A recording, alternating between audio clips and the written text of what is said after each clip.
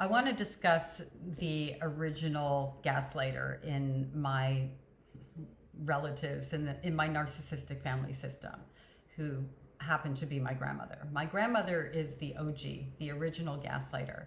And what brings this to the forefront of my mind today is a comment that somebody made that actually in healthy circumstances might have been the case, but in these circumstances, it wasn't the case. And it could have been rectified at any point in time, and it never was.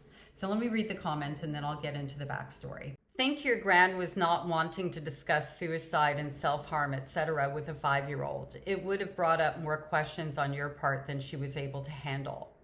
Well, first of all, if it had brought up more questions than my grandmother was able to handle, I'm actually trying to wrap my head around that right now. If a child asks you questions that are not age appropriate, what do? I'm a mother of 3, a grandmother to 2. And you tell them, well, why are you asking for that information? You ask questions, you find out what it is that they know about that particular topic, and then you give them information that's age appropriate.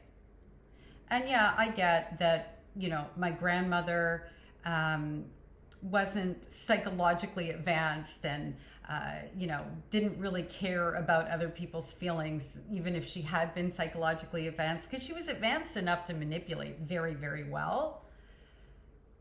But to not tell the truth to a child and tell them that they imagined something that they saw, is that about her being uncomfortable or just not giving a toss and not wanting the family secrets to get out and her protecting herself? By the way, I wasn't 5. I was, I think, about 10 years old. And I told her what I saw, what I remembered, which were bandages around my mother's wrists. I had gone to the doctor with her when I was around 5, so that might be why you thought I was 5 years old. Nobody explained anything to me.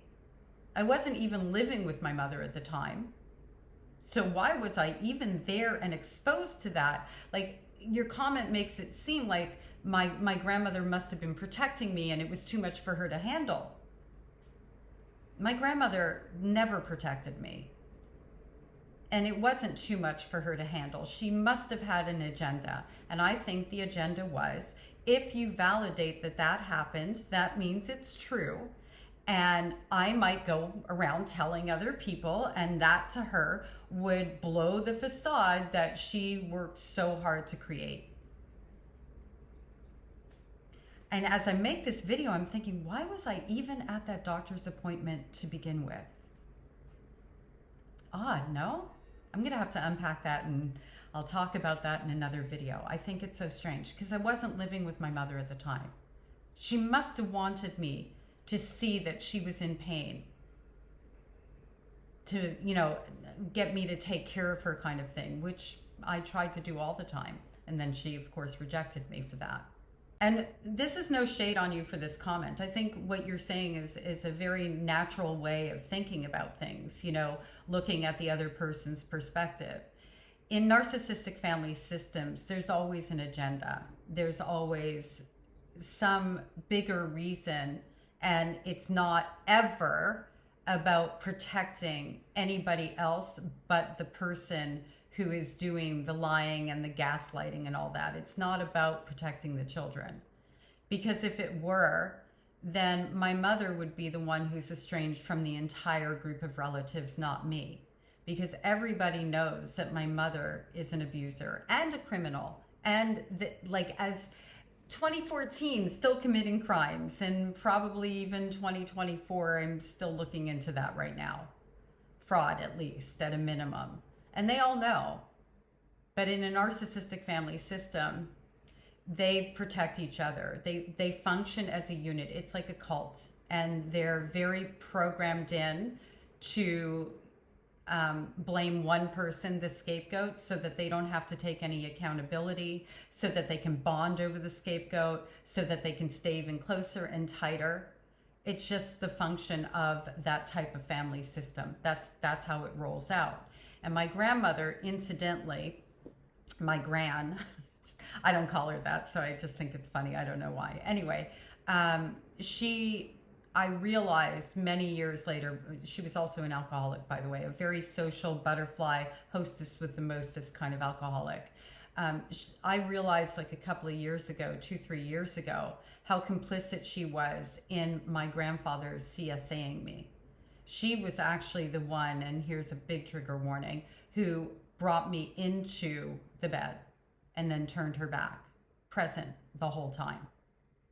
So, there's that. It isn't any wonder that my mother tried to do what she did at all. It doesn't surprise me. And I do feel sorry for what I think my mother must have gone through, but not so sorry that I will ever allow that to justify what she did to me, because she knew firsthand what that abuse looked like, and she decided to do the same to me and put me in the same situations over and over and over again. Thank you for your question, comments kind of thing. I really appreciate you. And again, please, I don't want anybody throwing shade here. This isn't about that. This is such a great opportunity. Your comment gave a great opportunity to kind of explain how these narcissistic family systems work, and that not everybody has actually good intentions. Thanks for being here, and I appreciate you.